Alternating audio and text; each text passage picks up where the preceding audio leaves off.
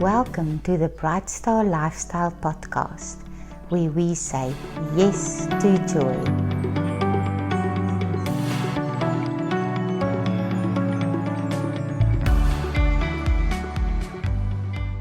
Good day, Bright Stars. Today we are in conversation with Mario Rosseau.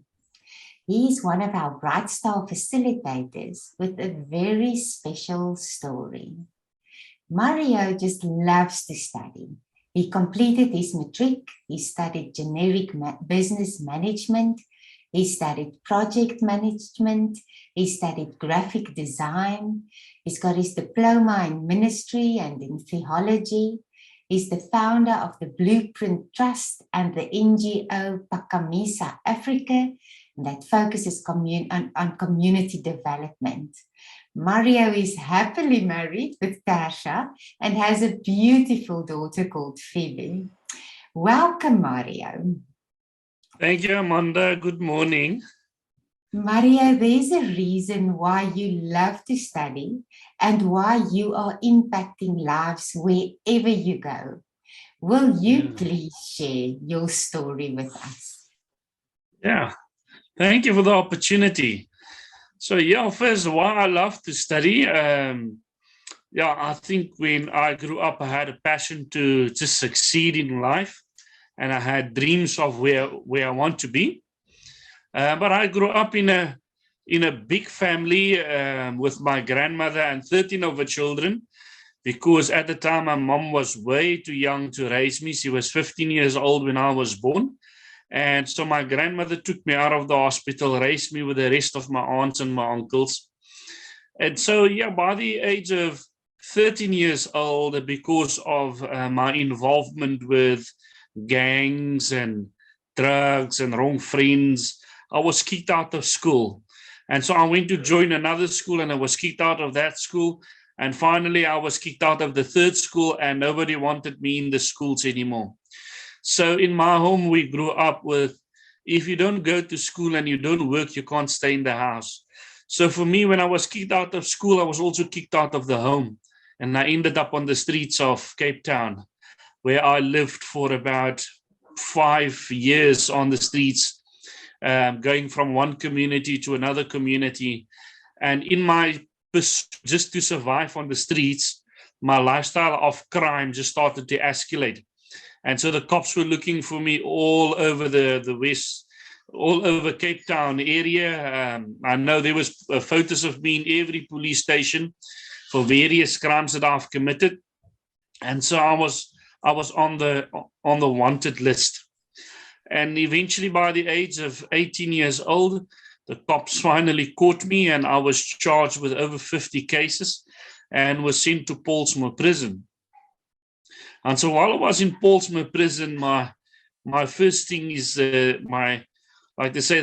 attitude of survival, or the mode of survival, kicked in. And for me to survive in prison, I had to join the prison gang. And I belonged to the 26 and the 27 prison gang in prison. And so first there, because of my passion to learn, I started educating myself within the gang and the numbers and that stuff, up until I was at the stage where we would call an official or have ranks in the gang. And so now I was recruiting other kids into the gangs in Portsmouth prison. But in prison is also another underworld, or another life of survival and gangsterism and stuff like that. And so in prison, I also got more cases against me, including attempted murders, robberies, and stuff like that. So I had over 50 cases against me.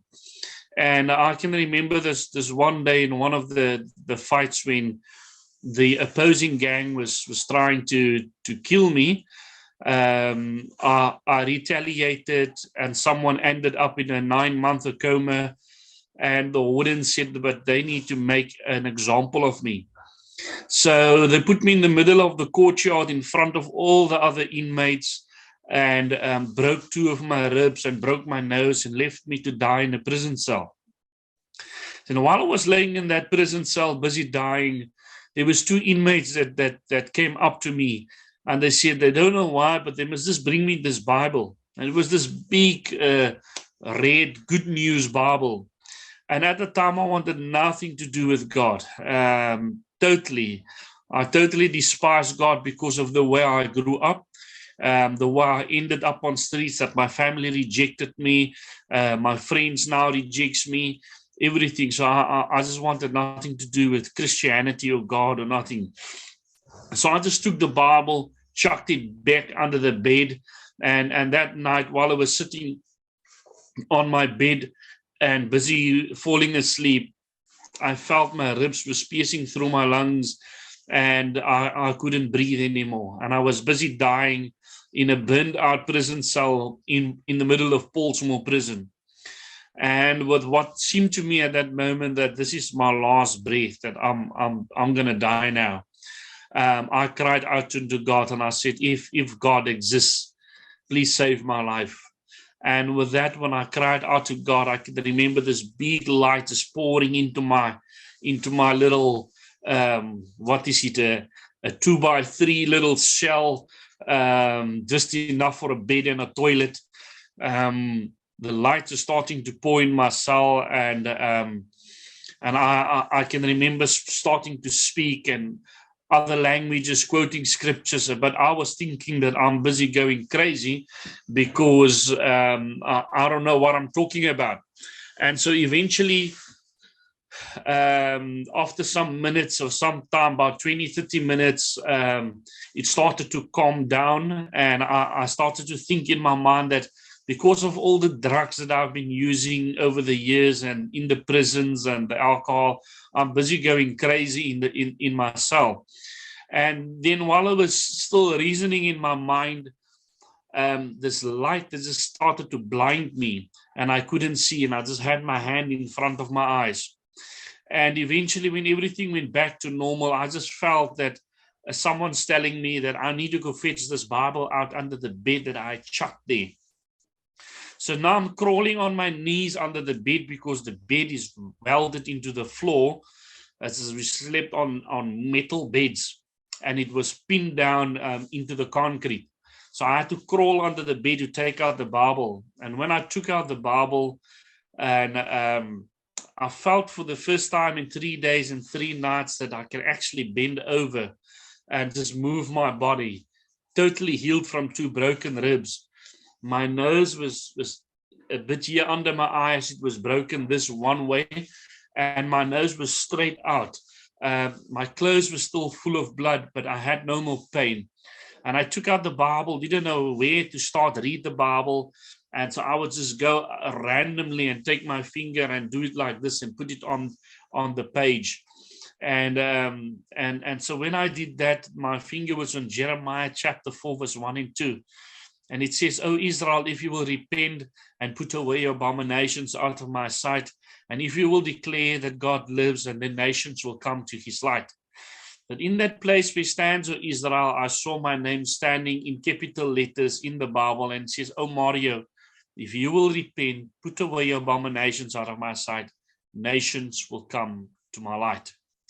And I thought this is probably a coincidence because I've never heard about a Mario in the Bible. I closed my Bible, I closed my eyes, and I opened the Bible randomly, just put my finger on the page. And when I opened my eyes, it was Jeremiah chapter 4, verse 1 and 2.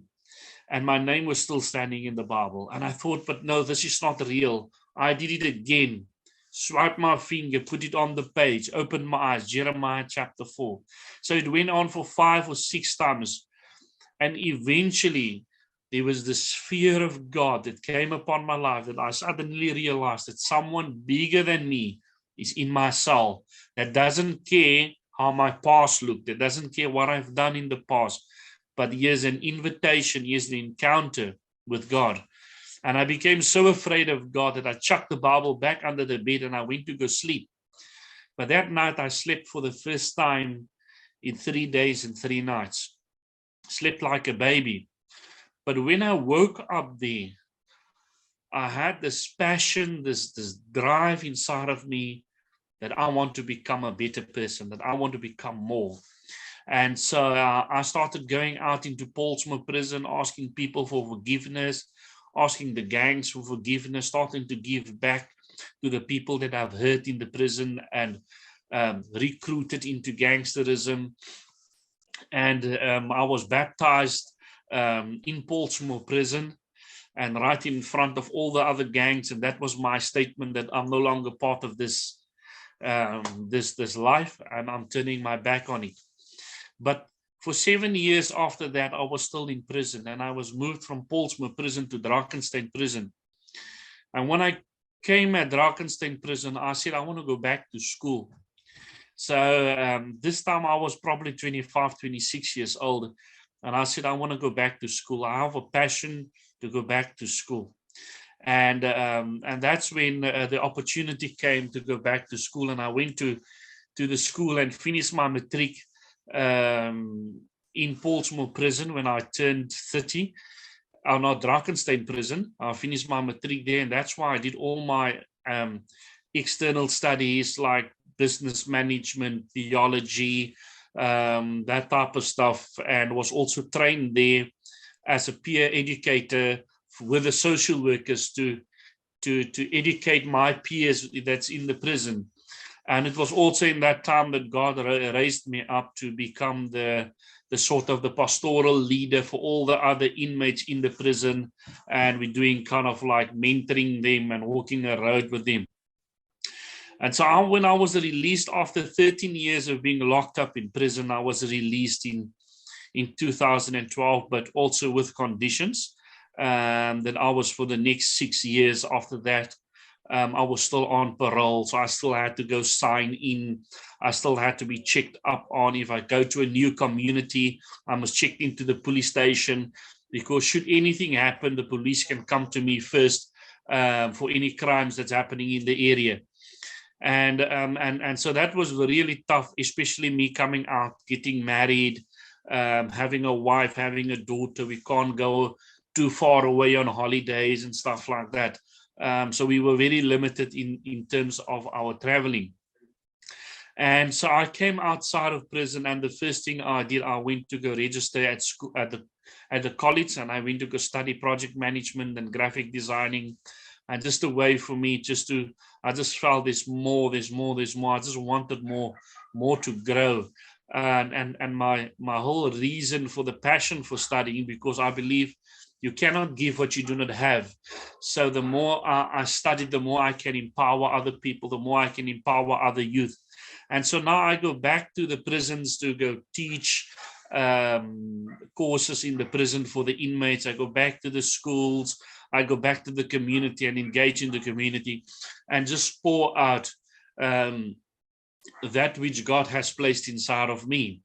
So yeah, that's my one of my reasons and my passions for studying, because God literally came and he took back the years that the enemy has stolen, and he turned over that years, and he turned all the bad stuff into a blessing. Yeah, Mario, it is amazing to hear your story. It is so inspiring, and what I love is that the story is still continuing. So I have another question that I would like to ask you, and that is, people are always curious of where you met your wife. Would you like to share that story with us? Yeah, she always say the two of us have two different versions of the story. But I met my wife through her mom and her dad, because they were prison ministers. They came into the prison to minister, and so they were part of the Kairos team, and so they would come into the prisons to do this impact weekends and stuff. And in one stage, so we've kind of like knew them and started walking around with them. But at one stage in the prison, we were praying because inmates were not supposed to pray for other inmates or give Bible preachings and stuff like that.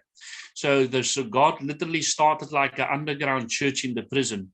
But we needed to partner as prisoners. We needed to partner with the spiritual workers from outside.